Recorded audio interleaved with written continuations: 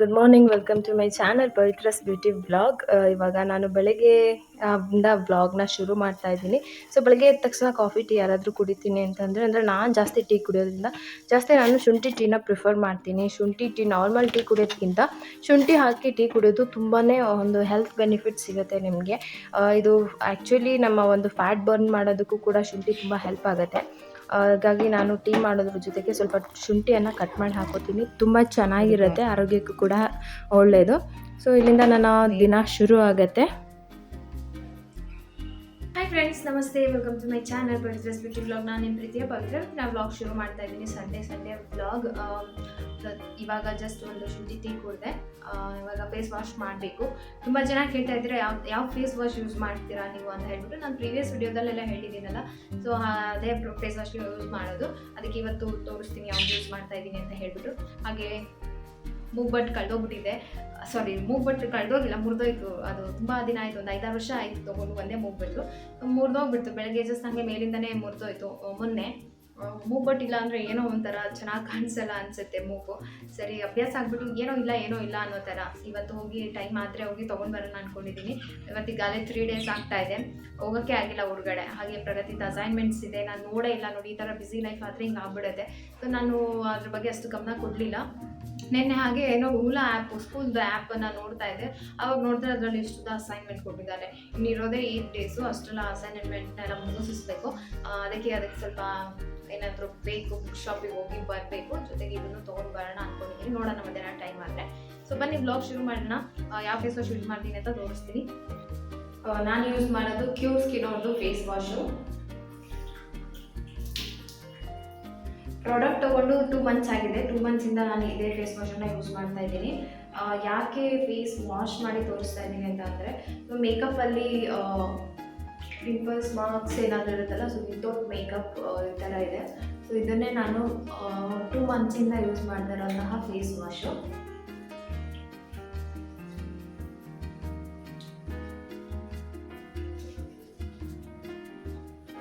ತುಂಬ ವಿಡಿಯೋದಲ್ಲಿ ಹೇಳಿದ್ದೀನಿ, ನಾನು ರಿವ್ಯೂ ಎಲ್ಲ ಶೇರ್ ಮಾಡ್ಕೊಂಡಿದ್ದೀನಿ. ಸೊ ತುಂಬ ಬೇರೆ ಯಾವುದೇ ರೀತಿಯ ಫೇಸ್ ವಾಶನ್ನು ಯೂಸ್ ಮಾಡ್ತಾರೆ ಅದನ್ನೇ ಯೂಸ್ ಮಾಡ್ತಾ ಇದ್ದೀನಿ.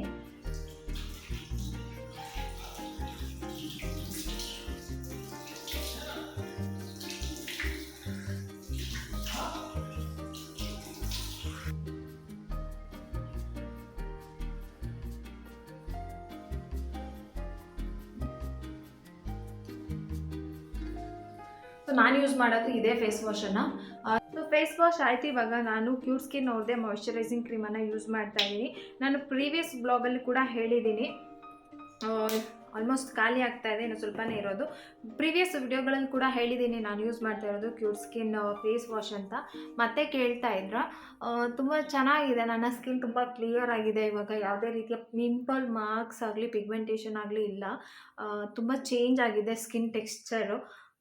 ಕ್ಲಿಯರ್ ಆಗಿದೆ ಸ್ಕಿನ್ನು ನನ್ನ ಸ್ಕಿನ್ನಲ್ಲಿ. ಸೊ ನಾನು ನಮ್ಮ ಅಕ್ಕಂಗೆ ಕೂಡ ಸಜೆಸ್ಟ್ ಮಾಡಿದ್ದೀನಿ, ಅವರು ಕೂಡ ತುಂಬ ಪಿಂಪಲ್ಸ್ ಆಗಿದ್ದು. ಸೊ ನೀವು ಟ್ರೈ ಮಾಡು ಅಂತ ಹೇಳ್ಬಿಟ್ಟು ನಮ್ಮ ಅಕ್ಕಂಗೆ ಕೂಡ ಹೇಳಿದ್ದೀನಿ. ಸೊ ಅದರ ರಿಸಲ್ಟನ್ನು ಕೂಡ ನಾನು ಬಿಫೋರ್ ಆಫ್ಟರಲ್ಲಿ ನಿಮಗೆ ತೋರಿಸೋದಕ್ಕೆ ಟ್ರೈ ಮಾಡ್ತೀನಿ. ಯಾರಾದರೂ ಪರ್ಚೇಸ್ ಮಾಡೋಂಗಿದ್ರೆ CureSkin ಆ್ಯಪನ್ನು ಲಿಂಕನ್ನು ನಾನು ಡಿಸ್ಕ್ರಿಪ್ಷನಲ್ಲಿ ಹಾಕಿರ್ತೀನಿ, ತೊಗೊಳ್ಳಿ.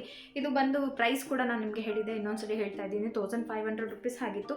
4 ಪ್ರಾಡಕ್ಟ್ಸ್ ಕೊಟ್ಟಿದ್ದು. ಪಿಂಪಲ್ಸ್, ಮಾರ್ಕ್ ಮೇಲೆ ಇಡೋದಕ್ಕೆ ಕೆಲವೊಂದಿಷ್ಟು ಆಯಿಂಟ್ಮೆಂಟು, ಜೊತೆಗೆ ಫೇಸ್ ವಾಶು ಮತ್ತು ಮಾಯ್ಶ್ಚರೈಸಿಂಗ್ ಕ್ರೀಮ್ ಮಾತ್ರ ತುಂಬ ಚೆನ್ನಾಗಿದೆ, ನನಗೆ ತುಂಬ ಇಷ್ಟ ಆಯಿತು.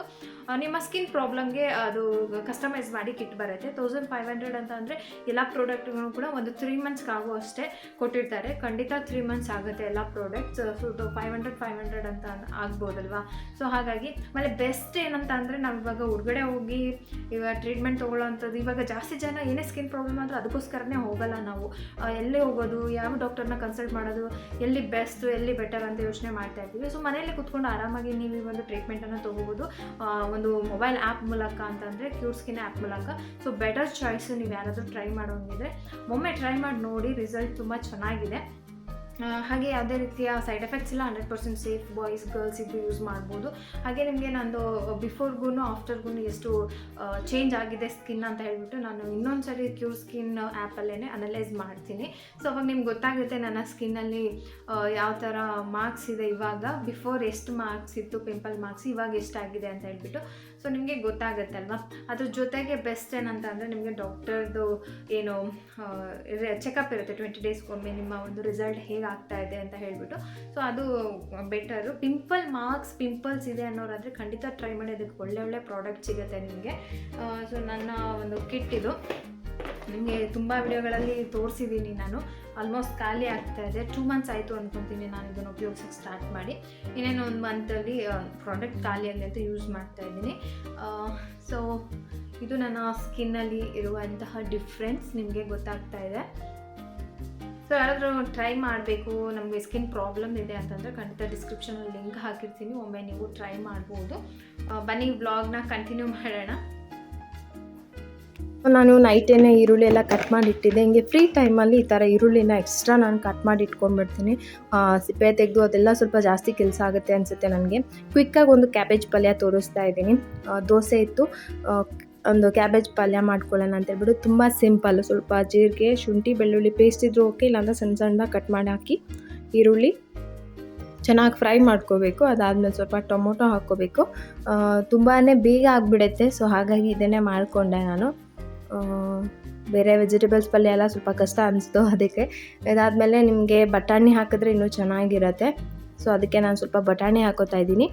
ಜಾಸ್ತಿ ಮಸಾಲ ಏನಿಲ್ಲ, ಸ್ವಲ್ಪ ಅರಿಶಿನ, ಖಾರದ ಪುಡಿ ಹಾಕಿದ್ರೆ ಸಾಕು. ಸ್ವಲ್ಪ ಉಪ್ಪು ಹಾಕ್ಕೊಂಡ್ರೆ ಸಾಕಾಗುತ್ತೆ. ರುಚಿಗೆ ಎಷ್ಟು ಬೇಕೋ ಅಷ್ಟು ಉಪ್ಪನ್ನು ಹಾಕ್ಕೊಳ್ಳಿ. ಇದನ್ನು ಚೆನ್ನಾಗಿ ಫ್ರೈ ಮಾಡಿಬಿಟ್ಟು ಕಟ್ ಮಾಡಿ ಇಟ್ಟಿದ್ದಂಥ ಕ್ಯಾಬೇಜನ್ನು ಹಾಕ್ಕೊಳ್ಳೋಣ, ಎಲೆಕೋಸು.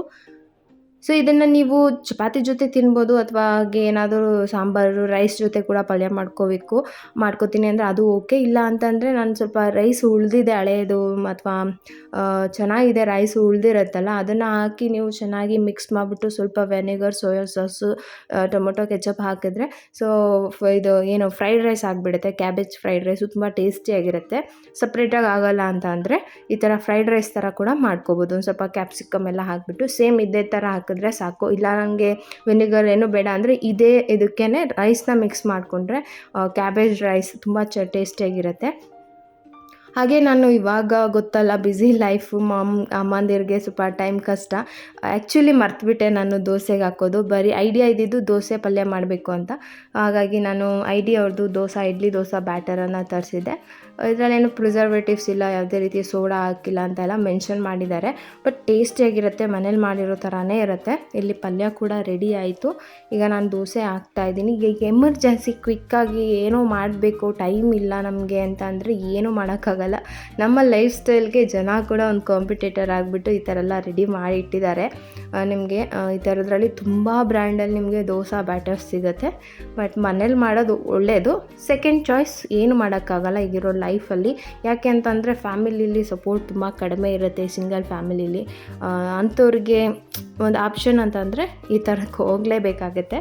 ಬಟ್ ಚೆನ್ನಾಗಿರುತ್ತೆ. ಟೇಸ್ಟ್ ಮಾತ್ರ ಸೇಮ್ ನಾವು ಮನೇಲಿ ಹೆಂಗೆ ಮಾಡ್ತೀವೋ ಹಂಗೆ ಮಾಡ್ಬೋದು. ಫ್ರಿಜ್ ಇರೋರು ತೊಗೊಂಡ್ರೆ ಓಕೆ, ಯಾಕೆಂದರೆ ಜಾಸ್ತಿ ಹೊರಗಡೆ ಇಡೋಕ್ಕಾಗಲ್ಲ.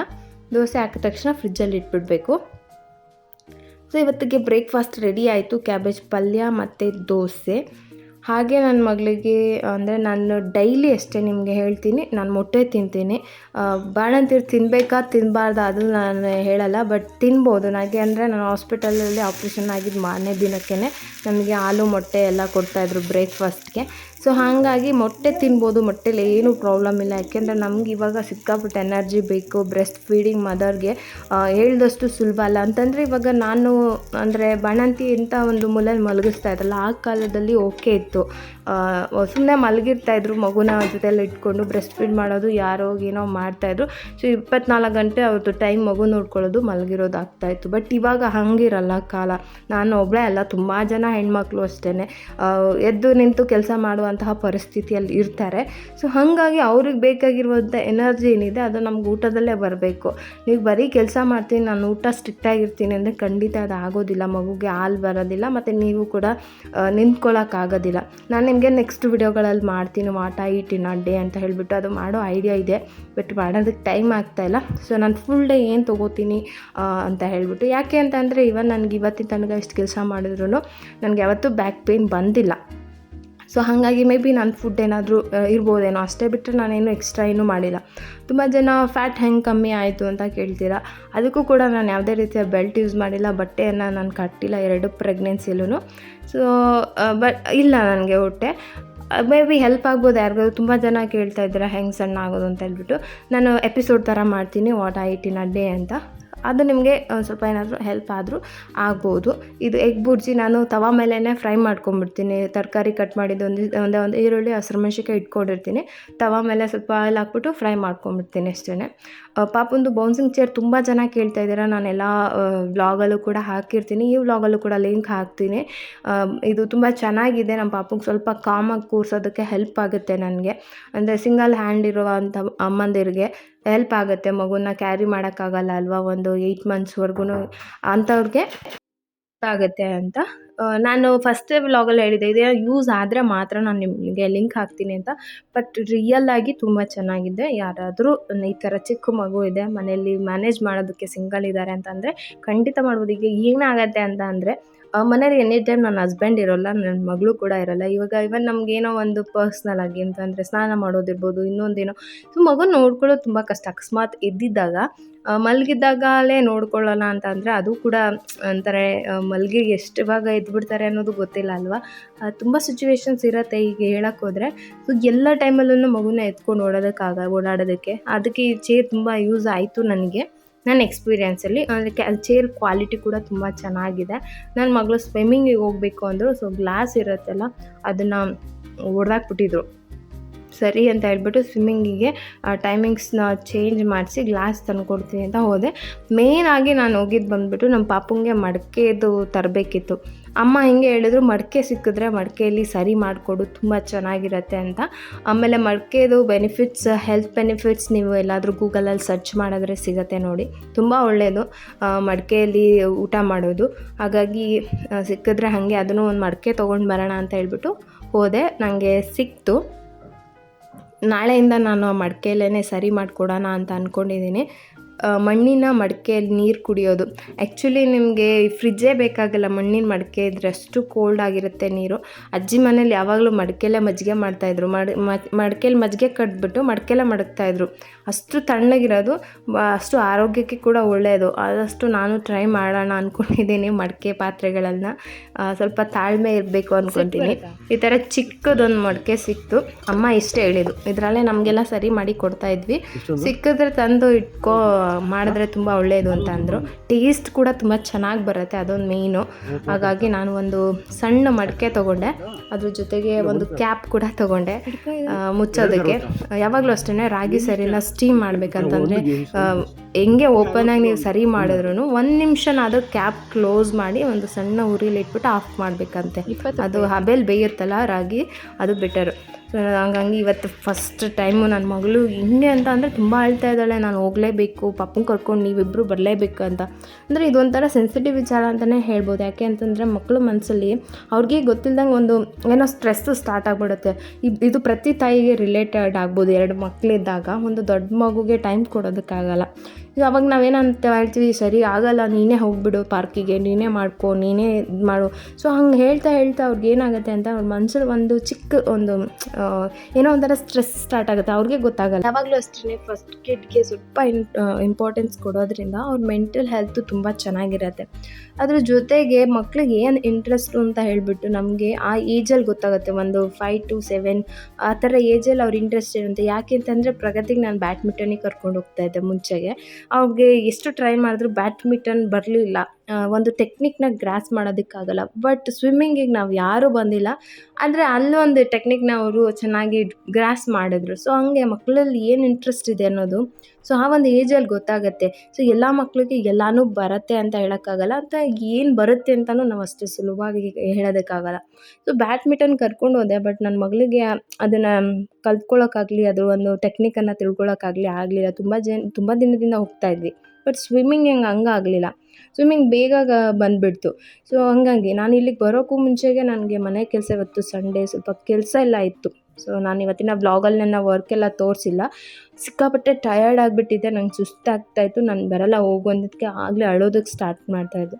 ಸೊ ಓಕೆ, ಈಗೇನು ಮಾಡೋಕ್ಕಾಗಲ್ಲ ಅಲ್ವಾ, ಹಾಗೆ ನಾನು ಸ್ವಲ್ಪ ಸುಧಾರಿಸ್ಕೊಂಡು, ಸೊ ಎಷ್ಟು ಟಯರ್ಡ್ ಆಗಿತ್ತು ಅಂದರೆ ಹೇಳೋದಕ್ಕಾಗ್ತಾಯಿಲ್ಲ, ಅಷ್ಟು ಟಯರ್ಡ್ ಆಗಿತ್ತು. ಬಟ್ ಪ್ರಗತಿ ಇಲ್ಲಿಗೆ ಬಂದು ಅವಳು ಎಂಜಾಯ್ ಮಾಡಿದ್ದು, ಖುಷಿ ಪಟ್ಟಿದ್ದು, ಪ್ರೀತಮ್ ಕೂಡ ಅಷ್ಟೇ ಆ ಪ್ರಗತಿ ನೋಡಿ ಎಲ್ಲ ಒಂಥರ ಖುಷಿ ಆಯಿತು.